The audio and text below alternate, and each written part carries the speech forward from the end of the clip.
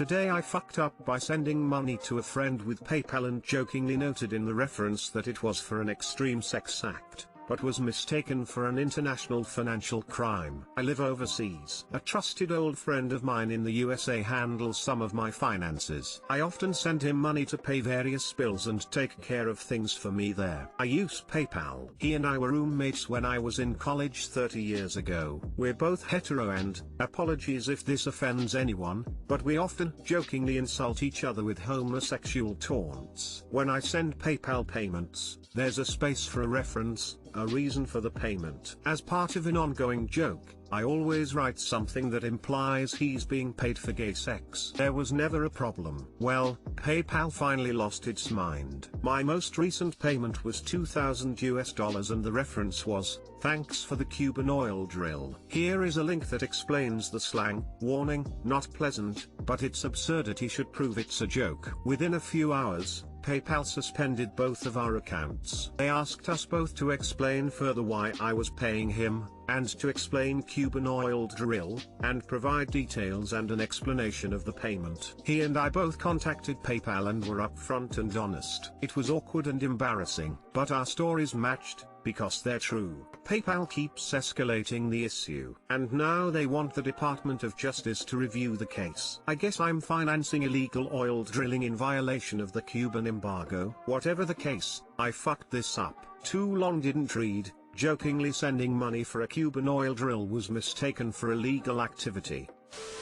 When I was 18 I was renting out my spare room to a friend, and he just set up an auto deposit into my account called anal sex. I laughed at it the first time and then just tuned it out and thought nothing of it. Later I was applying for a loan in person at my bank. Loan officer, you've listed rental income on the application, do you have proof of that? Me, yeah, should be listed in my account, $400 a fortnight.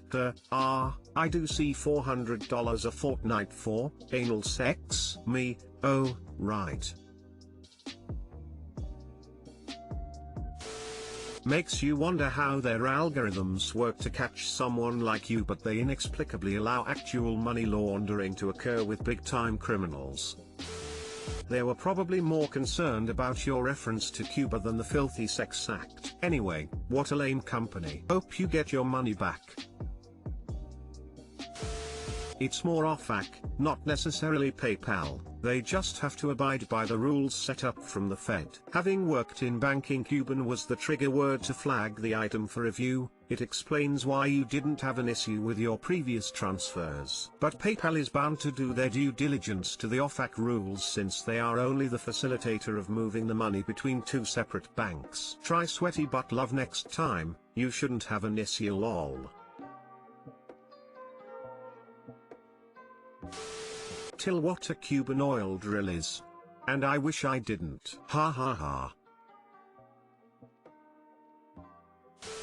Today I fucked up by convincing my entire household they had butt worms. Today I fucked up obligatory. This happened over the summer. Also I'm on mobile right now. One day after going poop I noticed something floating around in the toilet. Yes, I am one of those people that looks at their poop before they flush. Anyway, upon closer inspection I noticed these white thread-like things floating around in the water. I couldn't believe it. I had worms. I've never had worms before and I convinced myself that I got them from my chickens. I now know you cannot contract the type of worms from chickens. I immediately started googling what to do, and of course the most rational thing I did was start crying. In the midst of my mental breakdown, my partner asks me what's wrong. I was so embarrassed I didn't want to tell him. Finally I told him that I have worms and that he probably has them too. He didn't seem the slightest bothered and just asked what to do next. I said that I read online that there's OTC medicine at the pharmacy. The next day I purchased the medicine and everyone including myself had to ingest that disgusting chalky liquid. After everyone took the medicine I obsessively disinfected the entire house, stripped all the bedding, and washed everything floating in hot water. Mind you, I did not have any of the symptoms, especially the notorious itchy butthole. 2 weeks go by and everyone took a second dose. In the meantime I obsessively kept checking my poop and those white threads were nowhere to be found. A couple weeks go by and I forget about the incident. I'm cleaning my toilet one day and I was using the scrub brush. I noticed something floating in the water and I realized the worms that I saw were just residual toilet brush bristles floating around in the toilet. Needless to say, I finally admitted to everyone in the house that I in fact did not have butt worms and neither did they. It was actually toilet brush bristles. Too long didn't read. Saw white thread-like things floating in the toilet after I pooped. I convinced everyone in the household that we all had worms and we all took the medicine. In the meantime I kept checking my poop and didn't see white threads. Fast forward and I'm cleaning my toilet one day with a toilet brush and upon closer inspection the worms I saw were just bristles that were falling out of the toilet brush.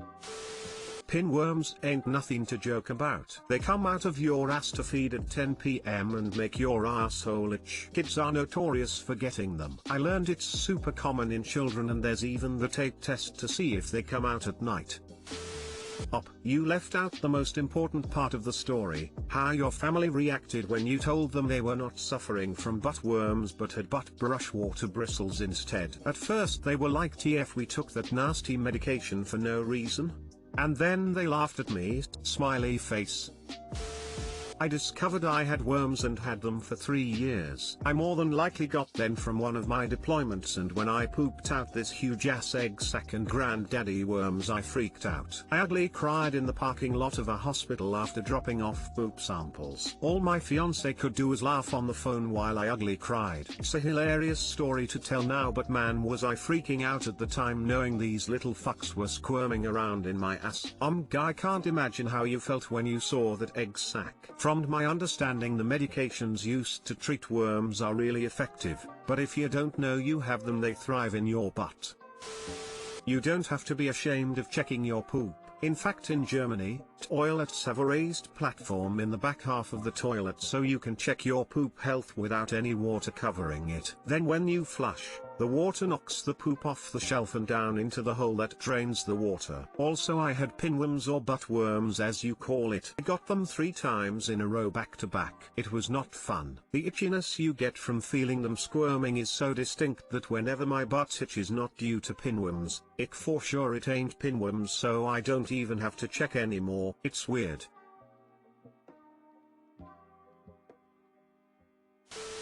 Anyone else have an itchy bunghole after reading this? Today I fucked up Swedish neighbours. So this morning, I called my closest neighbour, 200 meters from my home in the countryside of Sweden. There is some trees that need some attention, almost falling from his land into my land and possibly my buildings. I have not spoken to him or his family for some time, as the Swedish customs go. I ask him if he is okay and he's not so well, he said. We talk about the trees and he tells me about his plan. So before we hang up I ask about his wife and if everything is okay with her. She's fine. She has been dead since spring.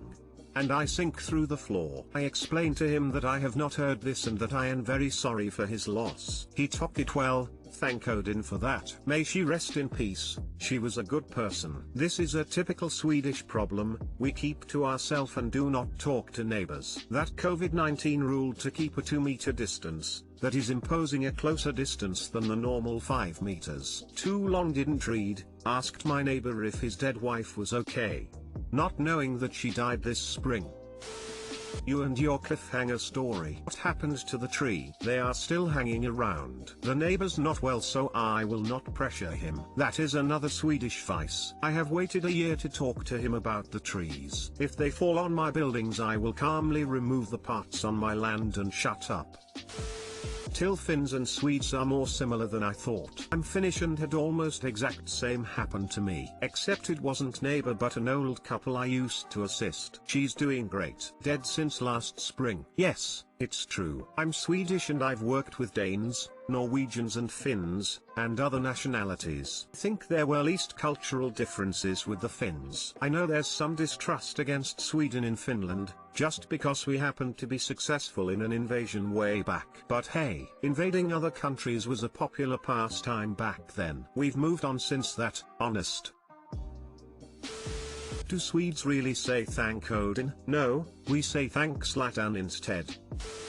As a Swede, I feel your pain, but what was the alternative? Checking up on them regularly? Like, at their house, where they live, where they might see you! Exclamation mark. I, sir, practice true Swedish distancing by looking out of the peephole before exiting my flat for fear or running into the neighbors and having to smile awkwardly. It's only polite. That's it, I'm moving to Sweden. Nah, move to Finland instead, it's the same but way better.